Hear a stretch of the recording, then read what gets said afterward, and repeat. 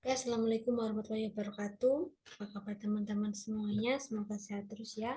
Jadi hari ini kita masih tatap mukanya masih online dan kita harus melanjutkan mata kuliah pada minggu ini. Jadi minggu ini kita membahas tentang pertumbuhan penduduk yang berhubungan dengan pembangunan ekonomi di dalam suatu negara.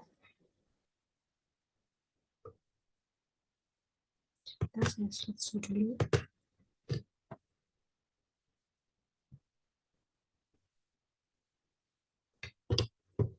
Nah, pertumbuhan penduduk ini merupakan perubahan jumlah penduduk baik bertambah maupun penurunannya.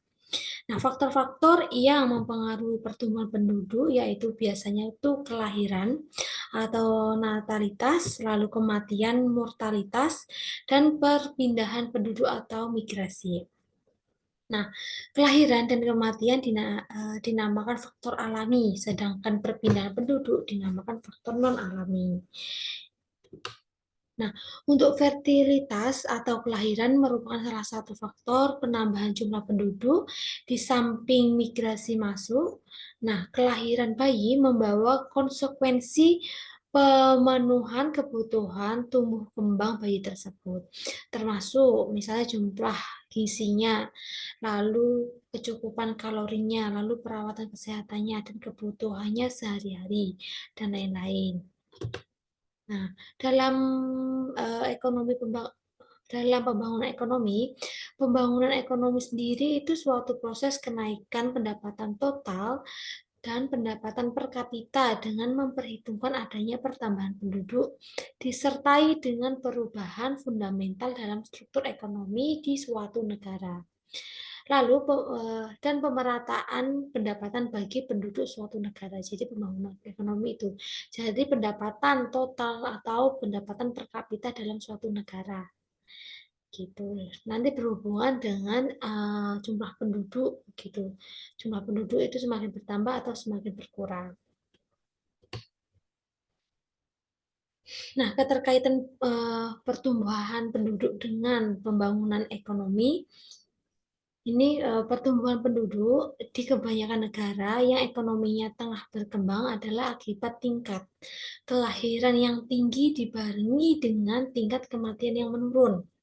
Tingkat kelahiran yang tinggi ini dalam banyak hal menyebabkan bahwa pola usia penduduk cenderung menurun pada usia anak-anak sehingga penduduk dewasa menduduki yang secara ekonomis adalah usia paling produktif.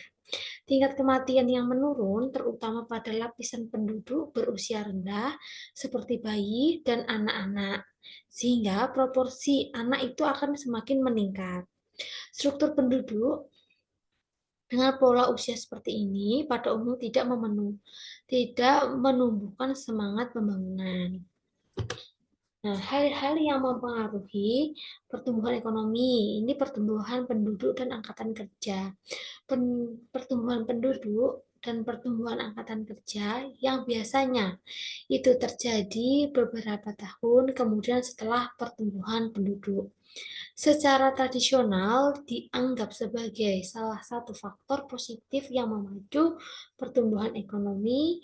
Jumlah tenaga kerja yang lebih besar berarti akan menambahkan jumlah tenaga yang produktif. Nah, di sini pertumbuhan ekonomi itu nanti akan berhubungan dengan pertumbuhan penduduk dan angkatan kerja. Nanti semakin pertumbuhan penduduk semakin tinggi, maka angkatan kerjanya pun nanti akan semakin tinggi pula.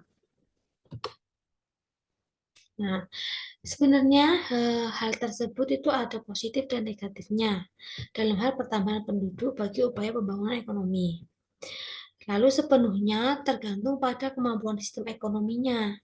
Perekonomiannya dalam suatu negara yang bersangkutan untuk menyerap dan secara produktif memanfaatkan pertambahan tenaga kerja tersebut. Adapun kemampuan untuk itu sendiri lebih lanjut mempengaruhi oleh tingkat jenis modal, tersedianya input, dan faktor-faktor penunjang lainnya seperti kecakapan, manajerial dan administrasi, kemampuan seseorang, dan lain-lain. Nah, di sini positifnya kalau suatu negara dapat memanfaatkan pertumbuhan penduduk lalu diserap oleh negara itu, nanti negara tersebut dapat memanfaatkan tenaga kerjanya seperti itu. Nah, di sini pertumbuhan penduduk itu akan berhubungan dengan populasi yang semakin besar pula. Nah, dalam teori tentang populasi di sini ada beberapa. Yang pertama ada transisi demografi. Nah, transisi demografi ini adalah perubahan kondisi penduduk dari pertumbuhan penduduk yang rendah dengan tingkat fertilitas dan mortalitas yang tinggi menuju pertumbuhan penduduk yang rendah dengan tingkat fertilitas dan mortalitas yang rendah. Lalu ada juga transisi demografi.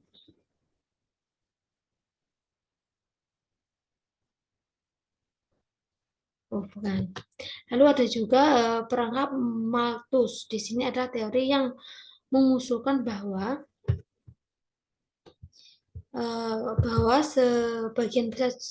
sebagian besar manusia pendapatannya seringkali stagnan karena inovasi dan kemajuan teknologi hanya menambah jumlah penduduk daripada meningkatkan standar kehidupannya. Lalu ada teori ekonomi fertilitas itu tadi, itu biasanya uh, disebutkan sebagai kegunaannya adalah memberikan kepuasan, dapat memberikan balas jasa ekonomi atau membantu dalam kegiatan berproduksi serta merupakan sumber yang dapat menghidupi orang tua di masa depan. Sedangkan pengeluaran untuk membesarkan anak adalah biaya dari mempunyai anak tersebut seperti itu. Nah, oke, untuk materi pada minggu ini cukup sekian. Nanti kalau ada pertanyaan bisa ditanyakan di grup atau japri saya secara pribadi boleh. Oleh sebab itu, saya akhiri saja. Mohon maaf kalau ada salah kata dan perbuatan. Wassalamualaikum warahmatullahi wabarakatuh.